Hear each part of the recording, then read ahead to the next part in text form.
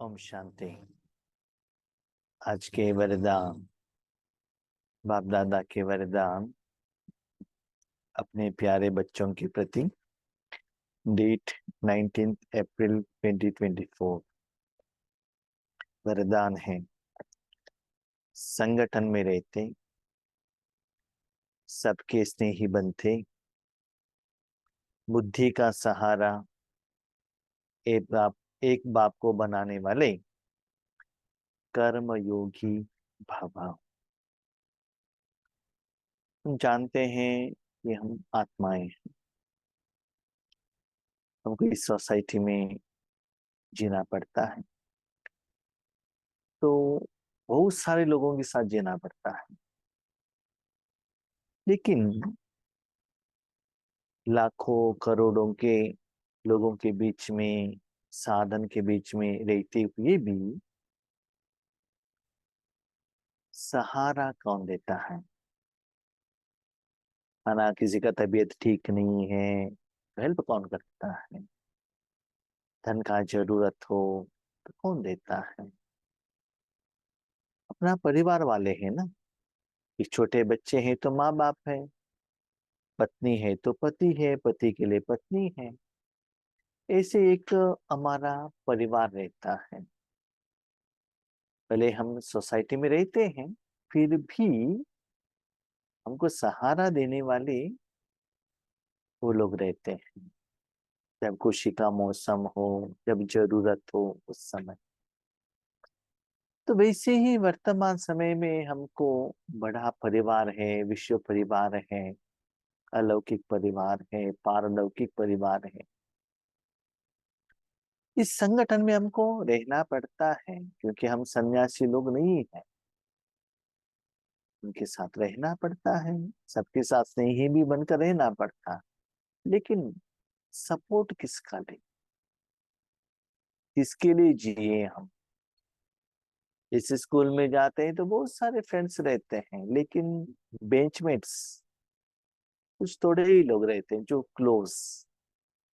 उनका संस्कार एक होता है। फ्रंट बेंच का ग्रुप अलग रहता है, पीछे का अलग रहता है, स्पोर्ट्स का अलग रहता है। ऐसे हैं लौकिक और अलौकिक में बच्चे। कर्म तो करना ही है, कर्म के साथ साथ योगी भी बनना है। हम क्या करते हैं कर्म में? धन का सहारा, साधन का सहारा, बिल्डिंग का सहारा, ज्ञान का, लोगों का सहारा लेते हैं। लेकिन सफलता के लिए बुद्धि द्वारा एक बाप का सहारा ले।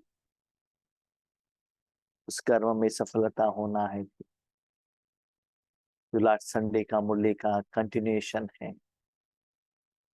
तो बुद्धि में बाबा के साथ सहारा रहने के कारण जिस समय जो शक्ति का जरूरत है, तो बाबा बुद्धि द्वारा आत्मा को पहुंचा देगा। तो उसमें, वो कर्म में आपको सफलता मिलने लगेगी। भले संगठन में हो, लेकिन वहां का जो वायुमंडल है, माना नेगेटिव थॉट्स है, आपस में जो भी हिसाब किताब है, उसका असर आपके ऊपर नहीं पड़ेगा। इस स्कूल में जाते हैं तो वहां रहना पड़ता है ना। इस क्लास में बहुत सारे वैरायटी आत्माएं रहते हैं। कोई फिल्म देखने वाले, कोई कॉरिडोर में घूमने वाले, स्पेशली कॉलेज लेवल में कैंटीन को जाने वाले, स्पोर्ट्स खेलने वाले, और बहुत अच्छा रैंक स्टूडेंट्स भी रहते हैं। तो मेरा मतलब क्या है, मैं क्यों गया हूँ स्कूल में, मेरा एम एंड ऑब्जेक्ट क्या है, ये जानकर उसके अनुसार हमको चलना पड़ता है। हाँ, बातें तो आएगी ईश्वरी, लेकिन ऐसे समझकर हम अलग नहीं हो सकते हैं ना। अकेले नहीं बन सकते, उनके साथ रहो। लेकिन जो भी रिपोर्ट करना है, जो भी श्रीमत लेना है, बाबा से ले लो। कर्मों का रिपोर्ट बाबा को करो, तो आप क्या बन जाएंगे? कर्मयोगी। बाबा का रिपोर्ट मतलब ये नहीं कि सिर्फ ईश्वरीय सेवा में, ऐसा नहीं। लौकिक में भी आप आपको बाबा को साथ में रखना पड़ेगा। तो सहारा एक बाप, दूसरा ना कोई सपोर्ट, ताकि सभी लोगों के साथ में है। जैसे कभी कभी कहते हैं ना, बच्चों को माँ कहती है, देखो सभी लोगों के साथ बात करो, लेकिन भोजन मैंने जो दिया है वही खाना है, जिस बोतल में मैंने पानी भर के दिया है वही पीना है। भले लोगों के साथ बैठकर आप ब्रेकफास्ट करो, भोजन खाओ, उसके लिए कोई मना नहीं है। आपने जो लेते हो जो एक्स्ट्रा है, लेकिन किसी का आपको लेना नहीं है, क्योंकि कौन क्या चीज कैसे लेकर आते हैं किसको मालूम है। इसलिए बाबा कहते हैं परमत में मत जाना, स्वमत में मत जाना, सिर्फ श्रीमत में रहना और बाप के लिए काम करना, तब आप कर्मयोगी बन सकते हो। कोई कोई बच्चे संगठन में स्नेही बनने की बजाय न्यारे बन जाते हैं। इस संगठन में हमको रिस्पेक्ट नहीं मिलता है, हमारे बातों को कोई रिस्पेक्ट नहीं देता है, कोई सुनता नहीं है, तो जो सुनता नहीं है हम क्यों संगठन में जाए, हम अकेले रहेंगे। वर्तमान समय में तो इतना आसान हो गया है, घर में बैठे हुए क्लास मिलता है, योग कर सकते हैं, तो सेवा केंद्र पर क्यों जाना है, संगठन क्यों चाहिए। तो बाबा कहते हैं बच्चे, सतयुग त्रेता युग में संगठन तो चाहिए ना, वहां तो बड़े परिवार के साथ आपको जिंदगी बिताना है। जब आपको तबीयत ठीक नहीं रहता है तब देख लीजिएगा कौन आता है, क्या ऑफिस वाले आएंगे, क्या रिश्तेदार आएंगे, क्या नहीं है ना।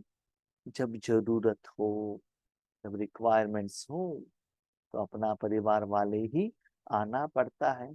तब आप उनका हेल्प मांगने के लिए जाएंगे तो क्या होगा बताइए।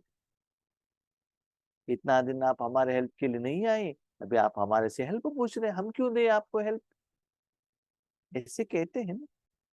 इसलिए संगठन को सहयोग देना पड़ेगा, भले मनसा वाचा कर्मणा, तन मन धन से उनके साथ रहना पड़ेगा, न्यारे नहीं बनना है। लेकिन बहुत उसके अंदर में भी जाना नहीं माना। अंदर में जाना माना बाबा कहते हैं कोई एक व्यक्ति ने कहा, उन्होंने जैसे कहा वैसा ही करना नहीं।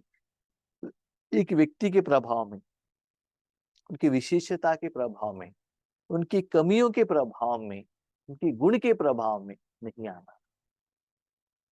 प्रभाव सिर्फ बाप दादा का प्रभाव पड़े। डरते हैं कि कहीं फंस ना जाए, इसे तो दूर रहना ही ठीक है। कभी कभी लौकिक से तो बाहर आ जाते हैं, लेकिन अलौकिक में फंस जाते हैं।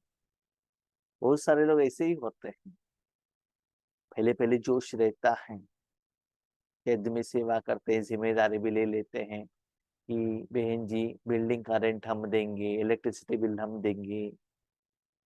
लेकिन स्लोली स्लोली स्लोली हमको लगता है कि हम कुछ गलत कर रहे हैं, माना हिसाब किताब स्टार्ट होता है।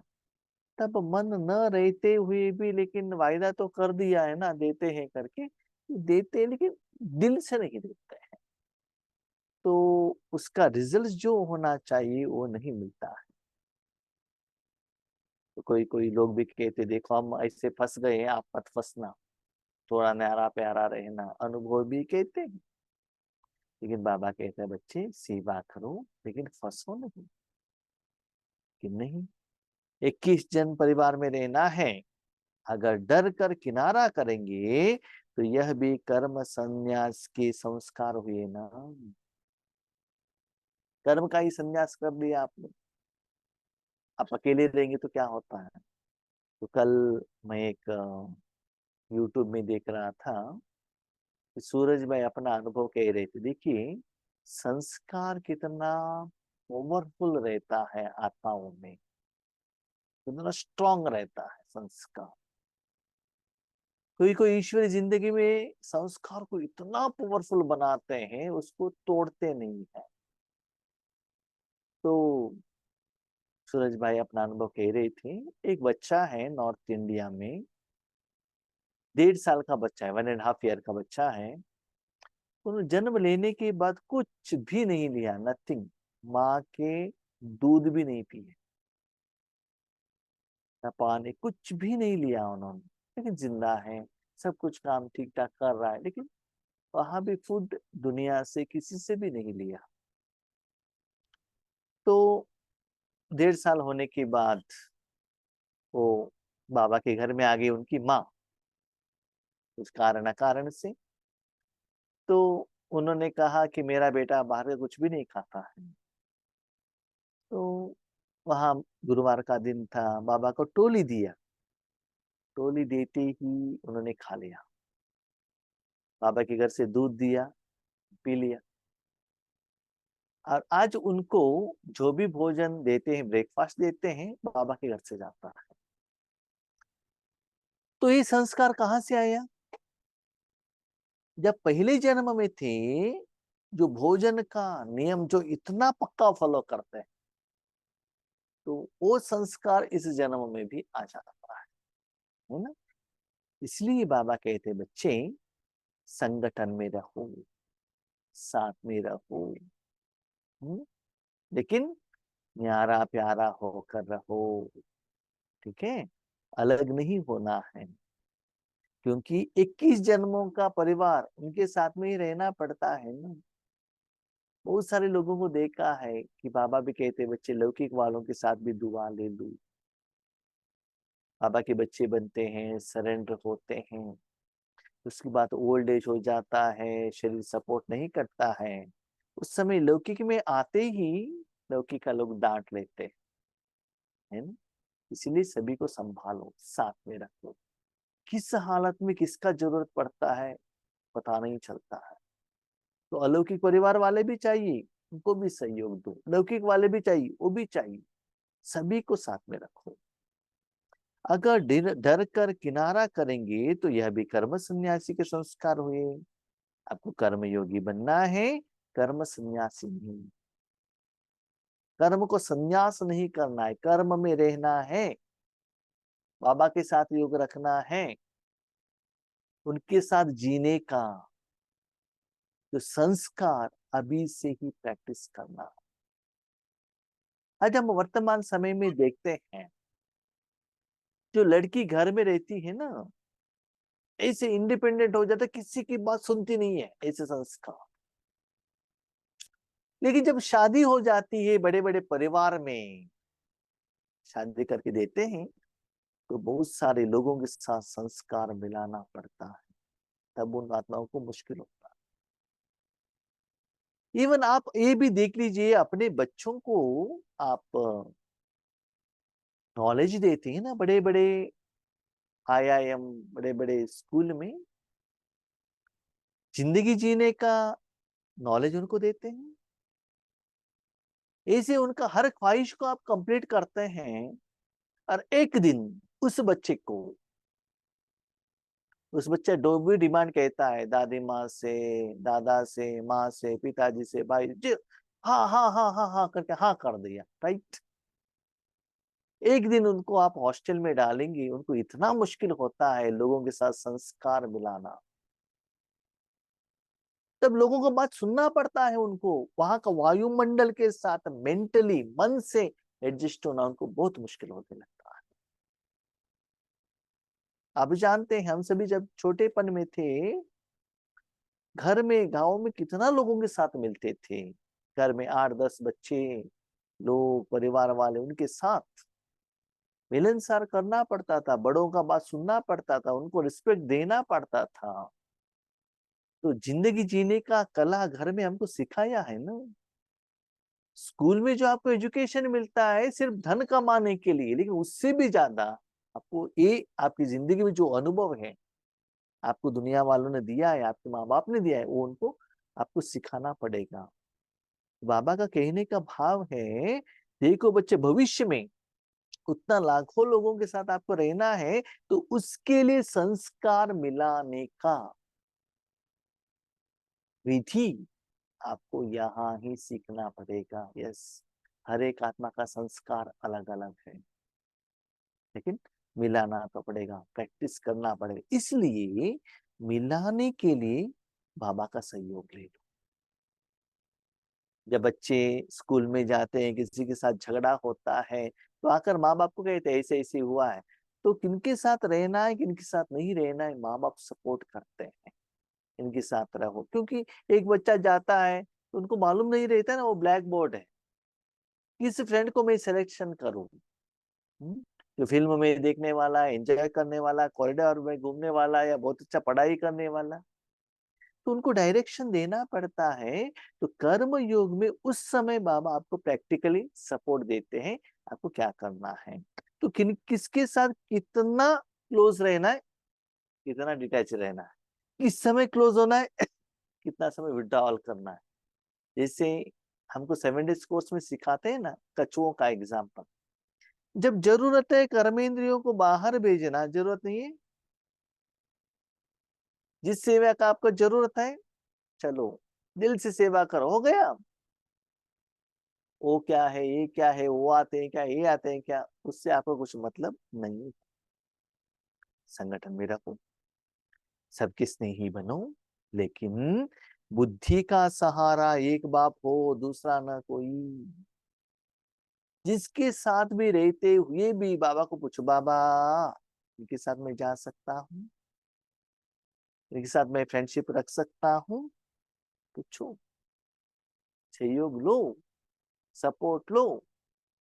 जैसे कोई स्त्री अपने पति के घर में आती है, उनके बहुत सारे रिश्तेदार पहचान वाले आजू बाजू घर वाले रहते हैं, तब वो बड़े लोगों को पूछते हैं, मैं उनके साथ, वो ऐसे कह रही है, मैं उनके घर में जाऊं, ऐसे कहकर उसके अनुसार कर्म करते हैं ना। इसलिए एक बात याद रखिएगा, वर्तमान समय में जो भी आत्मा अंदर से जैसा रहता है ना, हमको दिखाई नहीं पड़ता है, बाहर से तो इतना प्यारे प्यारे प्यारे प्यारे बातें करते हैं, मैंने तो ईश्वरी जिंदगी में देखा है। उनका प्यारे बातें सुनकर हम उनके क्लोज में जाते हैं, ईश्वरी सेवा का निमित्त मेरा अनुभव कह रहा हूं। लेकिन ऑन फाइन डे ये लोग इतना डिवाइड हो जाते हैं, अलग हो जाते हैं, पता ही नहीं चलता कारण क्या है। इतना कह रहे थे भाई जी क्लास ऐसा, योग ऐसे हुआ, ये हुआ, ये हुआ, डिटैच हो जाते हैं, पता ही नहीं, फोन करेंगे तो भी फोन नहीं उठाते हैं, हटापन। इसलिए बाबा कहते हैं किसी के ऊपर भरोसा मत रखना, किसी के ऊपर डिपेंड मत होना, अपना ड्यूटी निभाते चलना बस, राइट। तो फंसना नहीं, मोह में मत आना। बुद्धि को कोई आत्मा का साथ गुण व कोई विशेषता आकर्षित न करे, तब कहेंगे कर्मयोगी पवित्र आत्मा। कोई आत्मा के साथ उसमें विशेषता, पहले लौकिक में हो कोई अलौकिक में हो, कोई धन का सेवा बहुत अच्छा करते हैं उनके साथ क्लोज में रहना, कोई ज्ञान अच्छा सुनाते हैं उसके साथ क्लोज में रहना, कोई टोली अच्छे देते हैं उनके साथ बहुत नजदीक में रहना नहीं, कर्म हो गया। घर आने के बाद कोई व्यक्ति याद न रहे, ईश्वर ने जो सिखाया वही याद रहे, याद रखिएगा। अब स्कूल में जाते हैं ना, स्कूल जाने के बाद जब घर आते हैं, आपका इंटेंशन क्या है, टीचर को याद करना या फ्रेंड्स को याद करना, क्या करना। वहां का जो एजुकेशन है ना, वो आपके दिमाग में रहना चाहिए, वो संस्कार बनना चाहिए। वहां कितना चेयर था, कितना सोफा थे, कितना टेबल था, कितना बिल्डिंग था, कितना रूम्स थे, कितना आत्मा थे, कितना नो, आपका उसका मतलब नहीं है। यस, वो सीखने के लिए वो सभी आपके साथी हैं, नो डाउट, चाहिए भी, लेकिन आपको कैरी ऑन करना है वहां का नॉलेज जिसके लिए आप वहां गए हैं, है ना। तो ऐसे ही हम ईश्वरीय विश्वविद्यालय में आए हैं, ईश्वरीय ज्ञान लेकर सत्युग त्रेता में वो संस्कार लेकर जाने के लिए। यहाँ का जो आपके साथी में जो माँ है, भाई है, दादियां दो जो भी, उनको आप लेकर नहीं जाते हैं ना, एक ना एक दिन संबंध कटेगा ही। जब एजुकेशन कंप्लीट हो जाएगा, you will become independent. Teacher आपके साथ में रहेंगे, ना फ्रेंड्स रहेंगे रहेंगे ना स्कूल रहेगा, ना रिश्तेदार रहेंगे। आज तो देखते हैं एजुकेशन इंडिपेंडेंट, जॉब इंडिपेंडेंट, सब इंडिपेंडेंट इंडिपेंडेंट चल रहा है ना। इसलिए सदा बाबा को साथ में रखो। कभी कभी हम देखते हैं आप कौन से कोर्स करने वाले हो? मेरा फ्रेंड जो कोर्स करता है वही मुझे करना है, मुझे वही कॉलेज चाहिए। फ्रेंड्स के लिए कर रहे हो क्या? इतना मोह, इतना अटैचमेंट। मेरी कैपेबिलिटी क्या है, उनका क्या है, वो नहीं देखते हैं। वो कॉलेज जाने के बाद भी हम दोनों क्लोज फ्रेंड है, हमको एक ही सेक्शन में रखिएगा, तो शादी होने के बाद साथ में जाएंगे क्या? एक ना एक दिन अलग होना पड़ेगा ना। तो जितना स्ट्रांगली आप जोड़ेंगे ना, आपको अलग करने में भी मुश्किल होता। साथ में रहो, इतना साथ मत हो कि कोई अलग करने के लिए मुश्किल हो जाए, वो रिलेशनशिप को खींचने के लिए मुश्किल हो जाए। इतना फ्री से डिटैच करना चाहिए। जिसे आपने देखा हो ना, केला का छिलका कैसा रहता है, हाथों से ऐसे निकालेंगे तो आराम से निकल कर आता है ना। और कोई फ्रूट्स का छिलका रहता है, अभी एप्पल का हो, आम का हो, इतना आसानी से नहीं आता है। वो अंदर का आइटम अलग है केले का, बाहर का छिलका आराम से हाथ से, कोई साधन का जरूरत नहीं रहना चाहिए। ऐसे जिनके साथ भी रहते हो, जब रहते हो अटैच, जरूरत नहीं डिटैच। जैसे बाबा कभी कभी कहते हैं, वो टाइट कपड़े पहनेंगे ना, उसको उतारने के लिए मुश्किल होगा, फ्री कपड़े लगेंगे देखेंगे तो फ्री होगा। इसलिए बाबा के साथ अटैचमेंट में रहना, उतना क्लोज रहना, वो भी बुद्धि से। ये बाबा ने क्यों कहा कि बुद्धि से? हम लोग क्या करते, बाबा को अटैचमेंट रखना है करके फोटो रखकर, फोटो गोद में रखकर सो जाते हैं। सुबह उठे बाबा दिखना चाहिए, फोटो रख, अच्छा है याद आएगा, लेकिन उससे भी ज्यादा मन में रखो ना बाबा को, दिल से रखो ना, रिस्पेक्ट रखो ना। तो संगठन में रहना, अकेले नहीं रह सकते। स्लोगन, बाप दादा के राइट हैंड बनो, लेफ्ट हैंड नहीं। राइट हैंड क्या सदा क्या करता है? देने का काम, दे दो। लेफ्ट हैंड क्या करता है? सदा पकड़ने का काम करता है ना। तो जो भी अच्छा काम करने के लिए राइट हैंड करते हैं, ज्यादातर, कभी कभी लेफ्ट हैंड वाले भी रहते हैं, लेकिन ज्यादातर राइट हैंड रहता है। इसीलिए अब आके राइट हैंड माना, देखो जो भी कर्म करने के लिए आपका राइट हैंड आगे जाता है ना। तो जो भी कर्म के लिए बाबा आपको बुलाए, बाबा आपको याद करे, है ना, राइट हैंड जब बिजी रहेगा उसके बाद लेफ्ट हैंड चला जाएगा, है ना। इसलिए बाबा का राइट हैंड बनो। देखो देवताओं के हाथ इसमें भी दे मूर्तियों को देखिएगा, राइट हैंड ऐसा रहता है, लेफ्ट हैंड ऐसा रहता है, नीचे रहता है ना। माना लेफ्ट हैंड मांगने का, राइट हैंड देने का। अभी आप देखो, बाबा से शक्तियां देने के लिए निमित्त हो, बाबा से लेने के लिए निमित्त हो, आप डिसाइड करो। ओके, हम शांति।